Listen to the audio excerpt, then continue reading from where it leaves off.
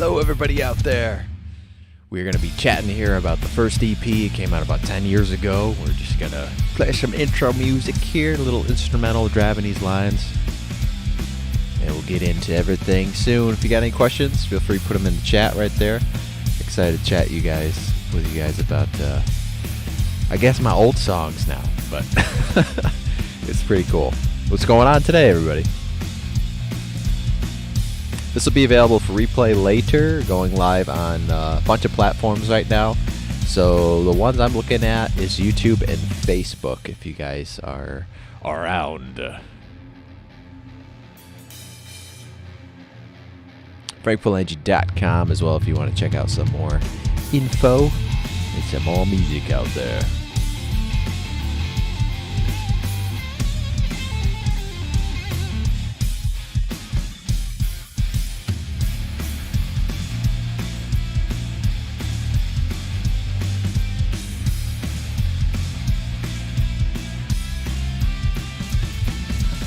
Hang tight, guys. A few more minutes and we'll be ready to start here.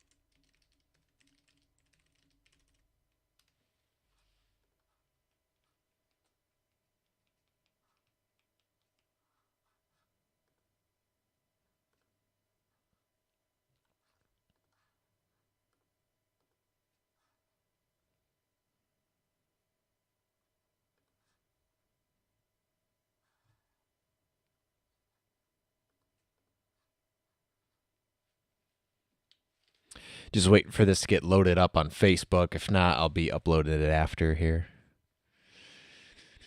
Thanks, guys, for hanging out here. We're going to be chatting for a little while. Some behind-the-scenes stories. We're going to break down some riffs. Going to listen to the 5 songs on the EP and see how it was all put together.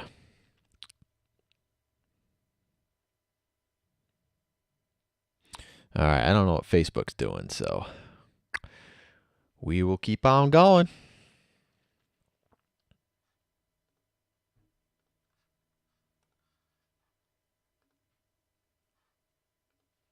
Hello, everybody out there. How you guys doing? Welcome to the first EP video commentary here. The Frank Palangi EP is now 10 years old. The whole journey from Nashville to New York and back. I don't know. It's been quite a few years now, but excited to get to talk about the journey here and give you guys some info. Hopefully, maybe you didn't know. You know what I mean? It's always good to learn some new stuff.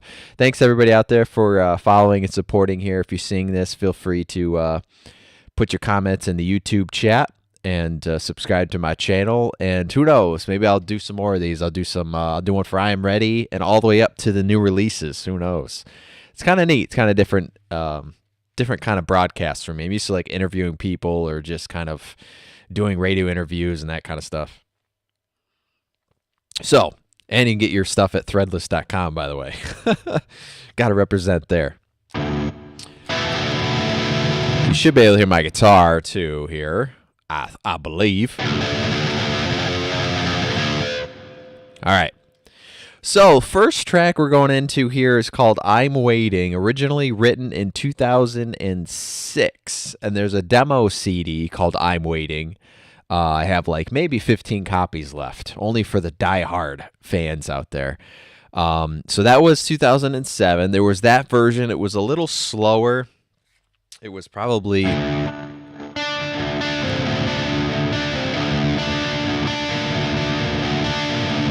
something like that, and it didn't open up with the big riff. It just opened up and kind of went.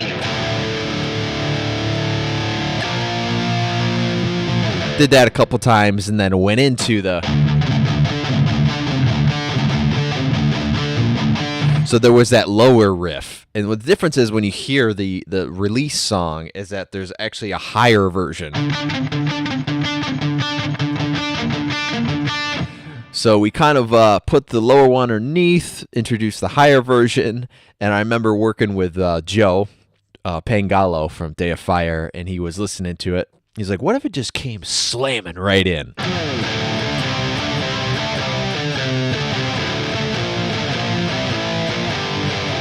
And I was like, that's cool. All right. Now we're talking. So it started basically by meeting the band Day of Fire. This actually started in 2000, I think 10. I did a demo CD called Singles, and it had 2 songs on it. It was One More Day and It's Alright. We did choose It's Alright over One More Day, and that never got recorded.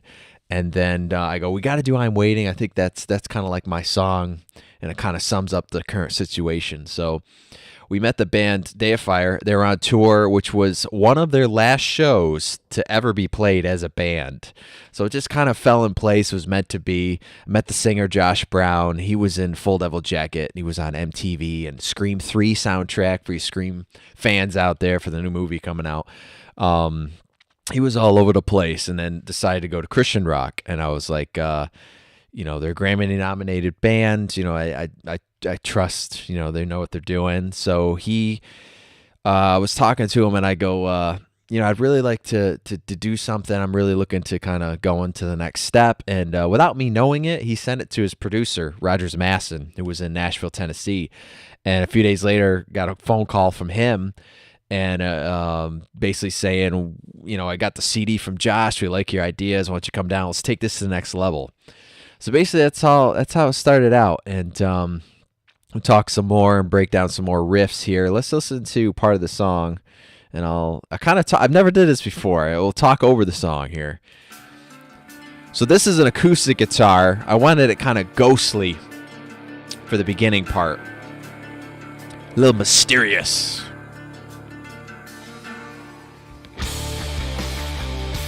See how it hits right in? I kind of like that. It gave it a lot of energy, rejuvenated everything really, really, really well.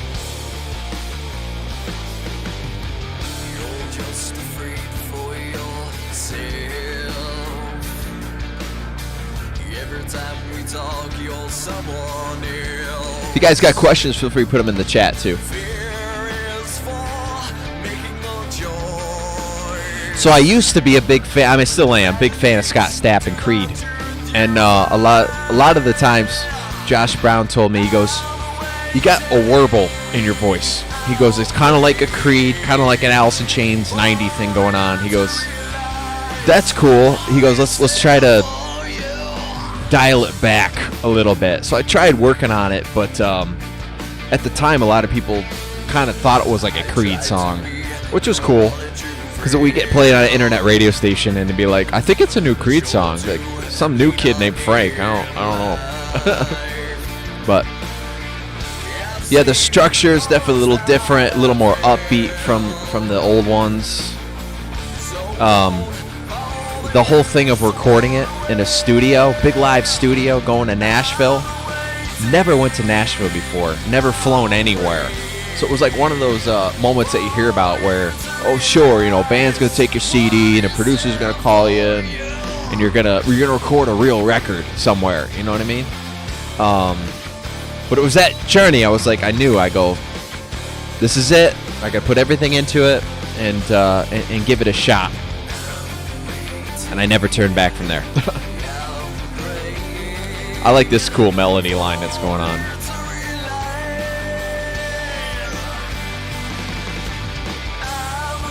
We decided to put a double chorus here at the end too. I thought it was pretty cool. You have Josh Brown actually singing backup vocals. Zach Sim on drums, Day of Fire. Joe and Chris Pangalo, guitar and bass. And I do some guitar in there too. Originally there's a guitar solo over this part, which I ever redo the song, I'm going to put it back in. It's kind of Kurt Hammocky, Metallica-ish. Back to the beginning, kind of that ghostly sound, that ghostly tone.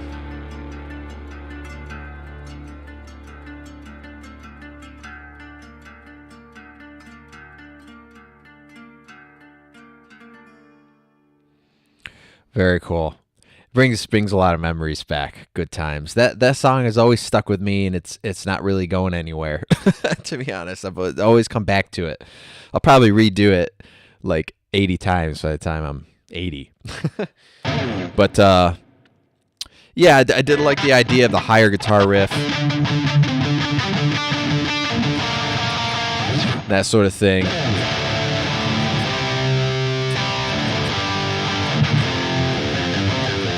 Add a little riff in there. The breakdown section I really liked.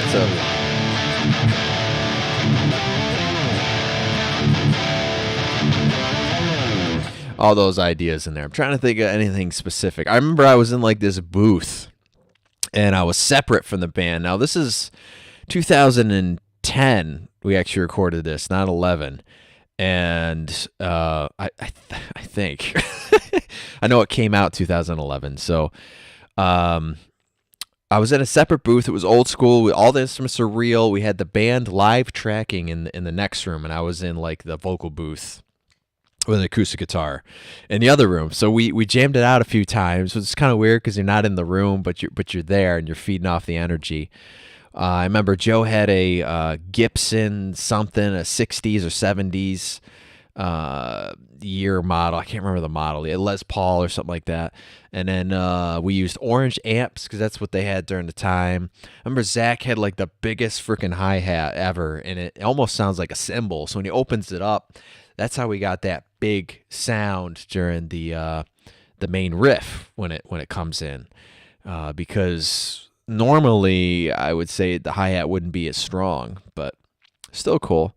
What's going on, everybody? Hello, Stephanie out there, everybody. Terry, thanks for guys tuning in here. Feel free to share this on your Facebook social media walls. It's going to be available afterwards, so we'll try to get around to the fan community here.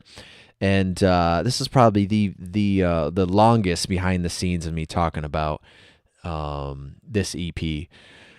So it's been on a few different forms. You know, this is my last copy, which is kind of beat up because I got it back from somebody that was going to sell a copy, and I don't know if they left it at the bottom of their car. A little beat up, but this is the last copy of the CD that is now out of print, but has the first EP on it, plus some other stuff. So good memories, good, cool. We're gonna come out with something different too soon here. So the second song on the EP is Driving These Lines. I remember making it up. We had some vocal sessions with Josh Brown, and it was very I go, this is kind of quirky. I don't know if it's gonna work. It's kind of different. It's a little quirky. And he's like, just go with it, man. I'm like, I wasn't sure about it, you know what I mean? But I knew that I wanted to write a song about the ups and downs of the business, because hearing his stories, his insight into the music career stuff, and he's like, he's right. He goes, the second that you're not on the top, they don't really have any use for you, you know, companies or record labels, whatever. So I wanted to write a song kind of about that. First song's in drop D. The rest of my songs are in D standard or drop C. This is a D standard song. I remember coming up with this acoustic guitar with a dirt pedal going.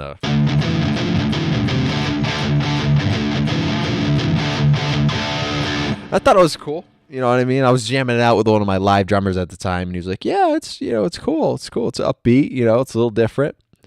And yeah, let me play the song, see if more things come back to me. I know this was recorded during this. There was 2 sessions for this EP. It was cut in half because we couldn't get the whole thing done. This was on session number 2. Honestly, the This and Love that was on session number 2, I love the songs, but the quality was not the same as the first 3. And I've always it's kind of getting to me. I never forgive it. But it's still cool. It kind of sounds grungy. It's still indie rock back then. It's less polished, you know what I mean? And this is where I'm trying to get rid of the warble in my voice and sing more gritty and more something different, you know what I mean?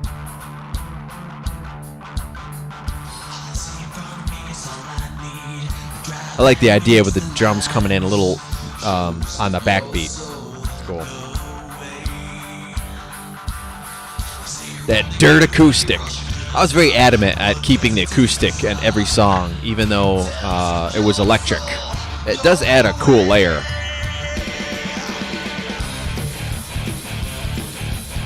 I remember hearing that in the studio. I was like, that's cool. That's awesome.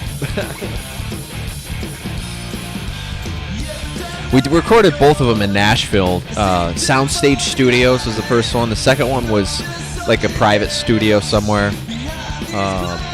Something went wrong with the guitars, and we had to re-record all the guitars again.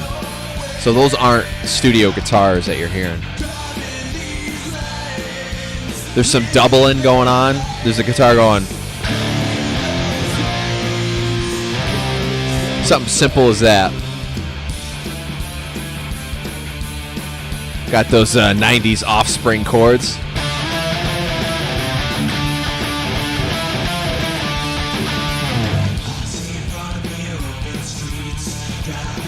So the vocal sessions were pretty cool, Josh. We worked on the vocals. We worked on some of the melodies.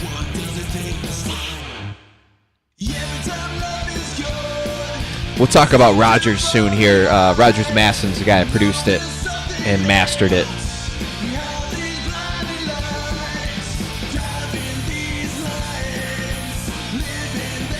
Rogers, very easygoing producer. Nice to see everybody out there. Leave your comments here on my YouTube chat, either on the side or below the video. We'll get to your questions. Hello. This was cool. This is a little breakdown I thought. I was like, let's go back to the acoustic. Just add a little bit and then build it back up and then do a halftime. Listen to the drums here.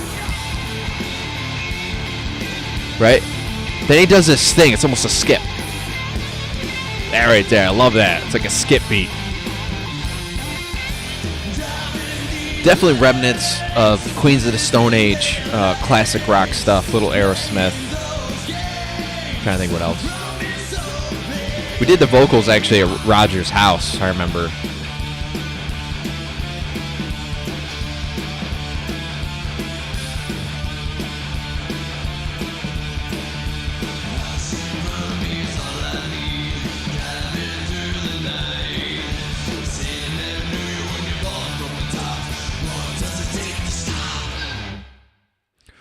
Very cool. What's your favorite song out there, everybody of mine? If you're tuning in now or later, let me know what's your favorite song off that EP. Next one will be Love here before we move on. Hello. It's most of the favorite songs, I think, off of that. Glenda's like, that's my favorite song. I know Brenda from Florida, a lot of people, it's their favorite song off of it. It's either that or Love. What was I going to say? So at the ending of that song, I remember saying, instead of just keep going, we wanted something a little different. So he came up with these chords.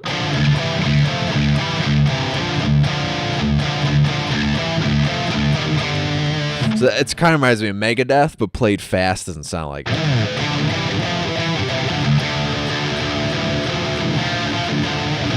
So between that and then the other, bass guitar going, I think there's one more guitar too going the main riff. So I was like, that's cool. Let's halftime it and then kind of just stop the song. I remember at the time, a lot of my songs were a lot of build-up-y songs. And I think that's why this was a little different too for me is it just, the song, comes right in. With the beat and everything going on. And I was like, well, let's just stop it. Let's make it different. You know what I mean? But I was a fan of the build. I do like songs that build. I think you get more engaged with it. And this song really didn't feature the acoustic, like I said, that much. I always played in an open tuning. I used to, my own open tuning. So when you listen to these songs like Love, It's Alright, definitely Remembrance, it's an open tuning. It's kind of different. So here's Love. We'll get to talk about that. Any questions, feel free, put them in. I know a lot of people love when I play this on acoustic only. which maybe I'll do some acoustic stuff in the future.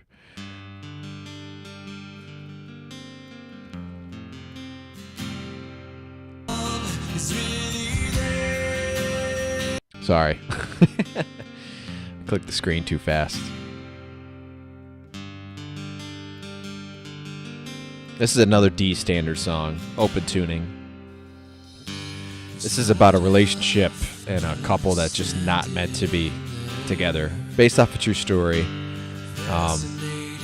People dig the music video too. They're like, did that really happen?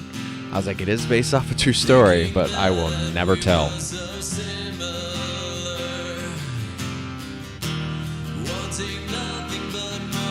That was so cool. Right here.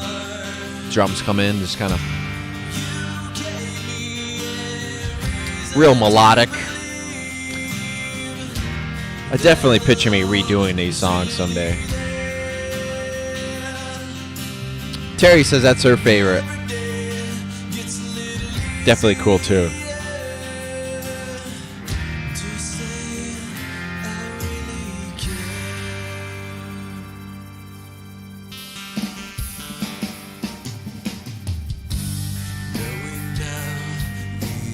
I didn't want to get it too rocky too soon either. I wanted to kind of wait, keep it building.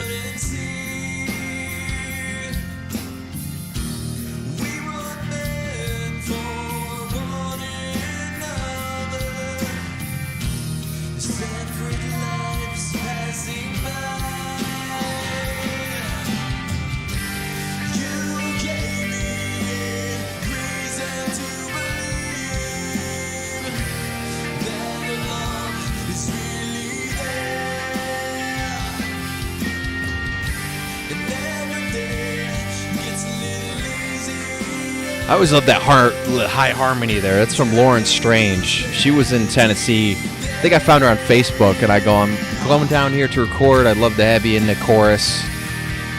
Someday I'd like to feature more of the female vocal on that track. The high stuff. This part was double the length. We cut it down in 2.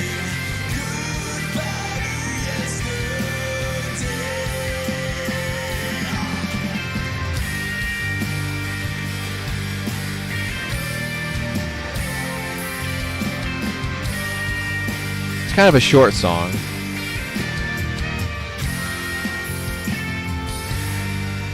Yep. She does all the high parts in that one. Love is all that you dream about. Is it just a silly dream? This was different too, to end a song with vocals that necessarily let it linger, let you think afterwards. I like that idea too. It was different. It's still different. I think I've maybe done one song or I've done something like that, but it's kind of like a little extra verse to say goodbye. But love songs, you love them or you remember what you wrote about it and you hate it. But yeah, a lot of that was more acoustic. The electric stuff's a little more simple.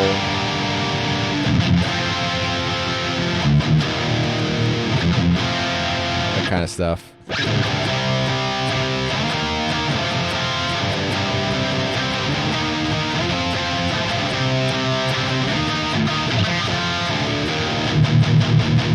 So it's not too much going on. It's all about melody. Had that lead line melody. I remember saying it needs some sort of melody in this part or two, and opened it right up. Gave it the heart that it needed, I think. But what's going on today, everybody out there? Make sure you subscribe here to my YouTube channel. Thanks if you're watching now or later. If you guys enjoy these, I'll be doing more here. Let's do one for I Am Ready and all the other stuff going on. We'll break down the riffs and get your questions on there. All right. So if there's no more questions, we'll go right into It's All Right here. This song, like I said, is on the first singles CD I gave the band, and this was one of the songs, the first song that we chose to redo, and it's neat. So this song, I say it's featuring Day of Fire because it's got everybody on there. You can hear Josh singing, and it's definitely more of a collaboration between their sound and my sound, which I loved. And I think some of the Day of Fire fans really dug it too, which was kind of cool. And they were neat too. Some of them, they were, welcome to me, sort of, because you never know. You never know with the hardcore fans of other bands, and they dug it. So some of them still follow me till today. So that's good out there. Thanks, guys. This one's drop C. Got that open acoustic riff going on. Little chorus. Pans a little here. Got a tiny bit there. Kind of wanted it lingering. Like you're waiting for something. And then it'll just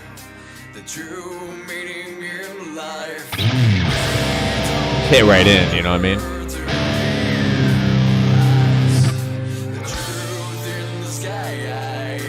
Another build, but then let it go.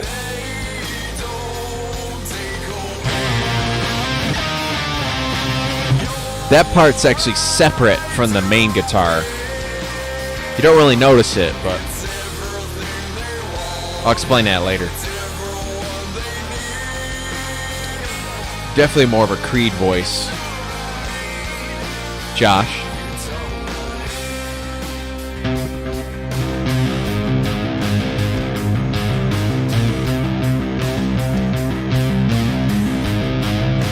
I'd put that in if I ever redid it. That's cool.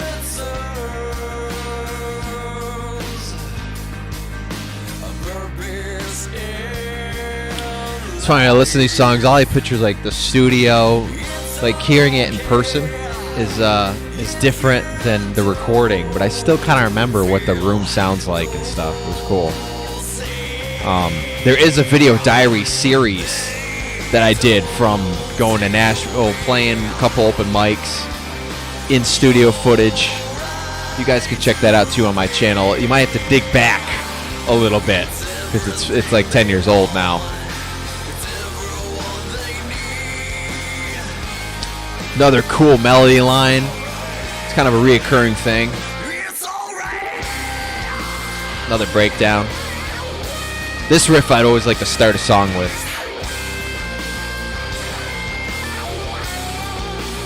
Kirk Hammett. Gotta love Metallica.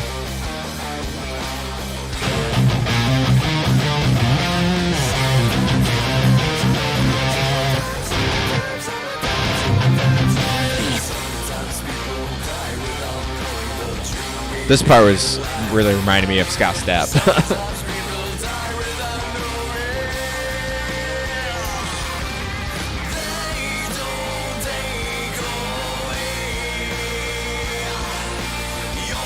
Got to get used to this commentary stuff too. I don't really know what to talk about when I'm listening to it.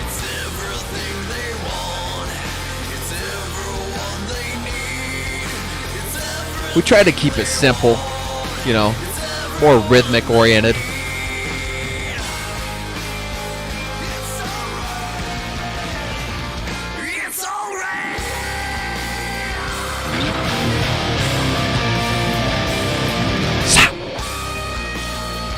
That riff.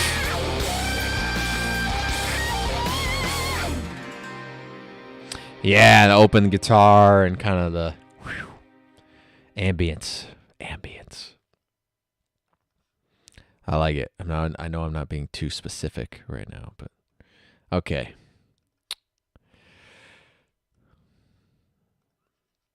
Thanks everybody for tuning in. We got one more song here to finish the EP that is now 10 years old now. I wrote it 11 years ago.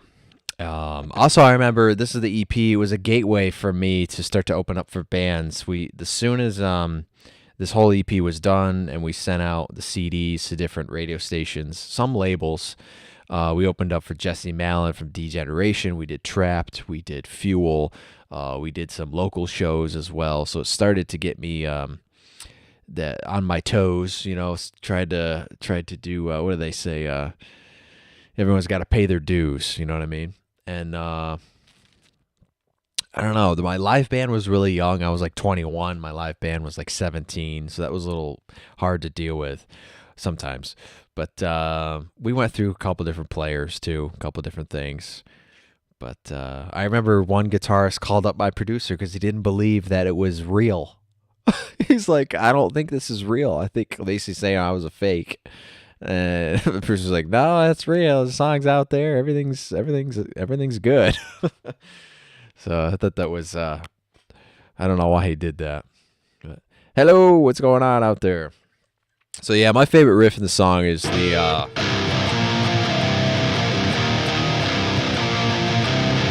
stop.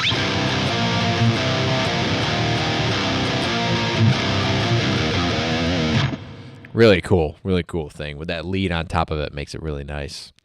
So, yeah, I don't know. It's a mix of different tunings for guitar stuff on the song, different mix of sounds. I think if you like say, well, I only play an E standard, you kind of get less creative as time goes on. You know what I mean? It's kind of the same sound. There is a lot of things you can do with it, but I realize if you play around with different tunings, different sounds, it keeps things fresh, but still try to incorporate whatever your style is. So, all right. So the last one is Remembrance. We squeaked this one in very, very late. I remember we had two songs. We were just going to go in for I Am Waiting and It's All Right. And then I go, I have to do this acoustic song. If there's an extra day or something, I just got to go in. I got to do it. So what you hear for Remembrance is actually a live take. I'm actually playing guitar and singing. We did it 3 times. And this is whatever take, second take or whatever it was. I remember just acoustic. We added some strings. But I was thinking of the Green Day, Good Riddance type thing and Hinder. And I go, it's just, because everything's heavier on the record. I know there's love, but it would be nice just to have a acoustic kind of song like this. It's something different. And chance to show people different sides of you, as well. But this song's really a reflection of my life. We were filming weddings, a lot of different events before I started doing music full time. And I was behind the camera a lot, and I was filming other people's lives. And I was thinking that, I'm here at their wedding, but I really don't exist. I'm a man, behind the camera. And honestly, it's times that I won't ever remember. You know what I mean? It's not really going to be part of my life. And honestly, I don't remember. I don't remember any of the weddings and stuff I've shot or specific things.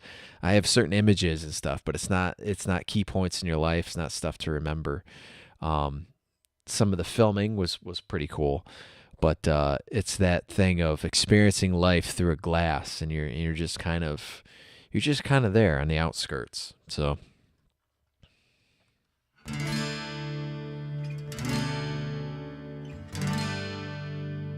it's a nice tune.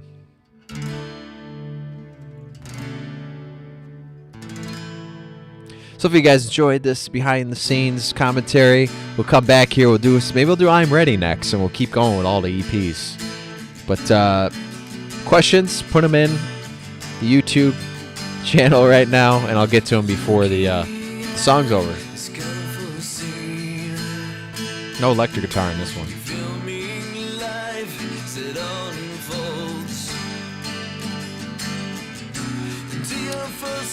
No click.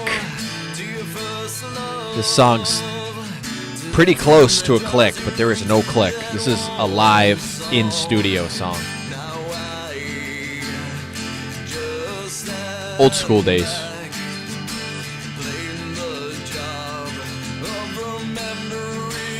Kirsten says this is her favorite song. What's up, Terry, Sherry, Stephanie? Glad you enjoy. Keeps my content fresh too, you know what I mean? It's fun.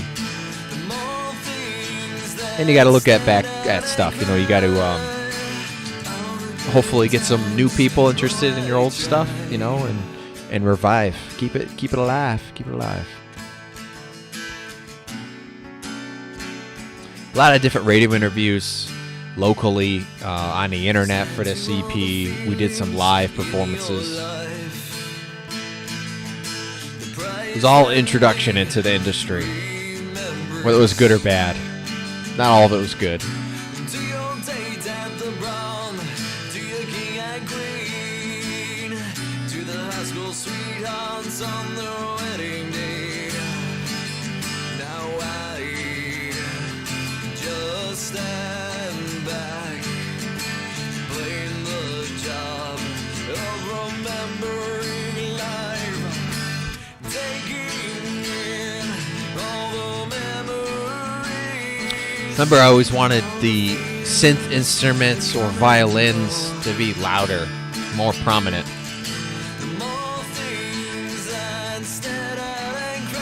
I have to mix this song when I was in Tennessee. It was a late night, and then Rogers, I think he just finished it off.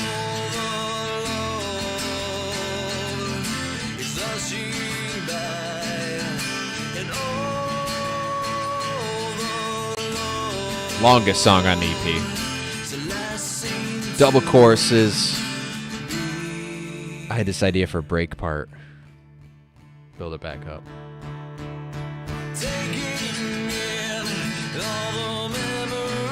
This is my version of Good Riddance, my own Hinder Lips of an Angel, whatever.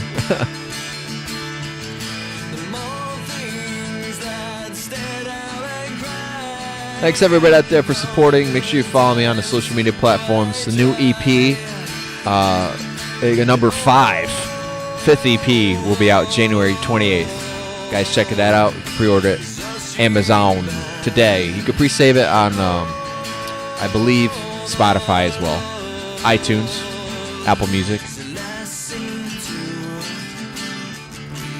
But anytime you guys want to search my stuff, just do a Google search. Yeah, I like how it ends too. It's nice. Still a cool tune. I still like new radio interviews and stuff. Sometimes we'll still play that. They're like, we like this song. We're going to play it. But, well, thanks. That's my journey here between, it was a little scary and exciting going to somewhere I've never been, flying and stuff. It was, everything was new. The food was good down there during the time. It was less commercial. And, the whole video diaries thing, before everybody started documenting social media and all that stuff, I remember taking my camera, doing these video diaries, posting how everybody posts now on social media. And my producer and some other people saying like, why are you tagging us and everything and using these hashtags and doing this and this and this? And he goes, it's annoying. And I go, you watch, everybody's going to do it in the future. And look at all of us now. We all want our own, I call it a newspaper feed. But I just try to keep it up for you guys and keep making music out there. So if you guys want to support here, I got some upcoming live acoustic and electric broadcasts coming up. And I'll talk to you guys soon, all right? I'm trying to think of anything else, but feel free to throw in anything on the YouTube chat. I'll give you a minute here. Thanks, guys, very much.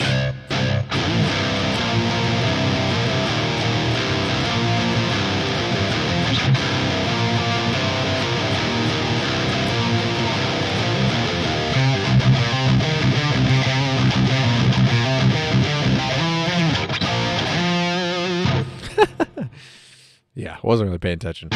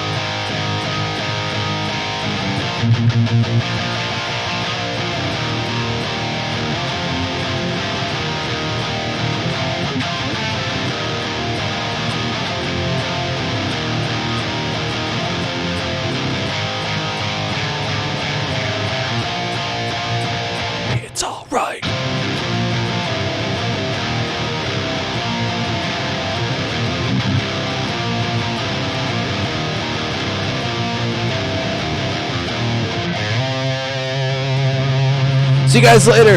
Have a nice day. Appreciate it, everybody. I'll be back.